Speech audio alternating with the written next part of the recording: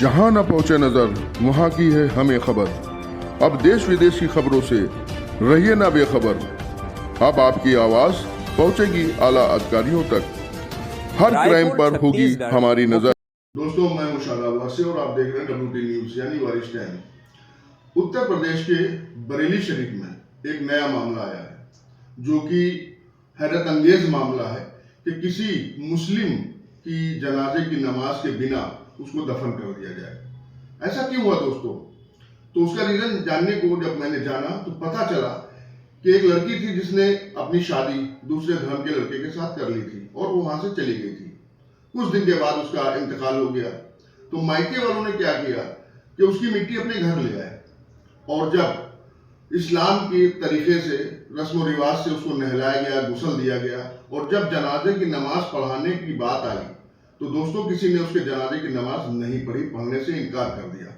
तो ये मामला दरगाह शरीफ, आला हजरत की दरगाह शरीफ तक गया और वहां पर बड़े उलमा बैठे, उलमाओं ने आपस में डिस्कस किया और ये फैसला आया कि इस लड़की की जनाजे की नमाज नहीं हो सकती क्योंकि इसने धर्म को छोड़ दिया था, दूसरे धर्म में चली गई थी। तो ये हैरत अंगेज मामला उत्तर प्रदेश के बरेली शहर में हुआ, जो कि मैं बता दूं कि ये पहला शायद हिंदुस्तान का वाकया ऐसा होगा जहां इस्लाम को मानने वाली लड़की जो थी, जो दूसरे धर्म में चली गई, उसके बाद जब मरी तो लोग घर वाले उसकी जनाजे को लेके आए और उसकी जनाजे की नमाज के बिना उसको दफना दिया गया। ये बहुत बड़ा हैरत अंगेज वाला मामला है क्योंकि मैं आपको बता दूं कि ये मामला अभी तक शायद किसी ने सुना नहीं होगा। और आइए सीधे आपको ले चलेंगे बरेली शरीफ, इस मामले पे पूरी नजर डालेंगे और ये वाकया आपसे रूबरू कराएंगे। मगर दोस्तों, मेरे चैनल को सब्सक्राइब जरूर करें और इंस्टाग्राम पे फॉलो जरूर करें। धन्यवाद।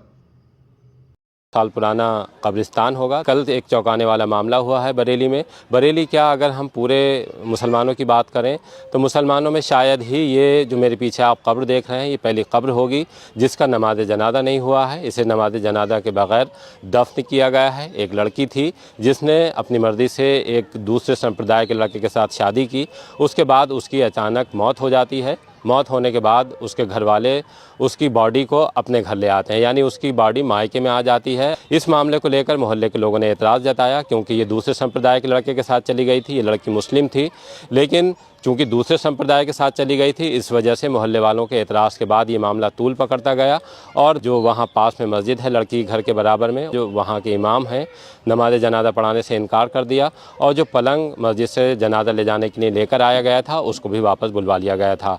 तब ये मामला दरगाह आला हज़रत पर पहुँचा। मरकज़ी दारुल इफ्ता से इस मसले पर राय ली गई।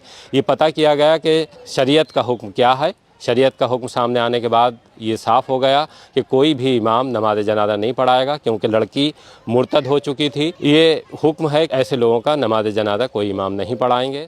मेरी ज़िंदगी में इतनी मैयतें आई हैं और हर तरह की मैयतें दफन करी हैं, एक से ज़्यादा दर्दनाक केस आए हैं, लेकिन जो ये कल वाक़या हुआ है कि इस तरह का कभी कोई केस नहीं आया और ये बहुत ही अच्छा हुआ कि किसी ने ना तो नमाज जनाजा पढ़ाई और ना ही इसको जगह दी, ताकि इस तरह से बच्चियों को थोड़ी हिदायत तो मिले कि हमने जो गलत करा उसका अंजाम गलत है, दुनिया भी गलत है और आखिरत भी गलत है। उन्होंने अपने मज़हब को छोड़ा, तो शरई मसला यही है कि जो मज़हब को छोड़ देता है तो मज़हब के मानने वाले का फिर उस